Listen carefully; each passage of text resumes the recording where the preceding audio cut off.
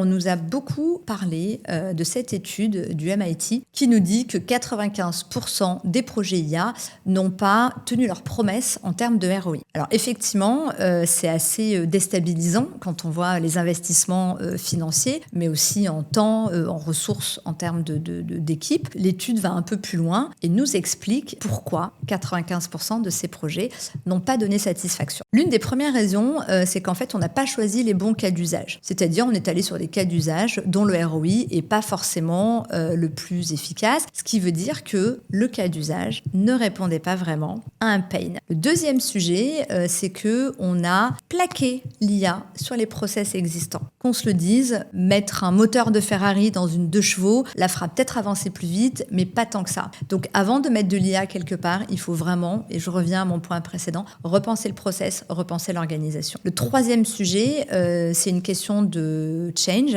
c'est que les organisations ont investi dans les outils, donc dans le développement d'une solution. Néanmoins, elles ont peu investi dans le change, dans la formation et dans l'accompagnement des collaborateurs pour qu'ils s'approprient cette solution.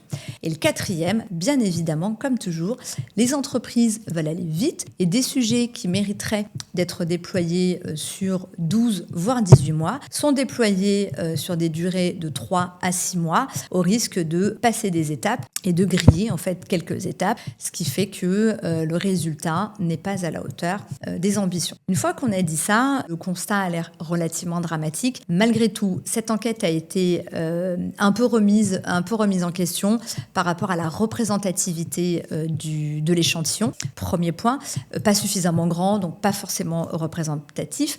Et le deuxième sujet, c'est que sur l'évaluation du ROI, on n'est pas allé chercher tous les critères. Donc voilà, cette étude, ce que j'en pense, elle est intéressante, mais elle reste assez incomplète. Et je pense que 95% me paraît beaucoup. Il existe énormément de use cases qui sont prometteurs et qui ont tenu leurs promesses.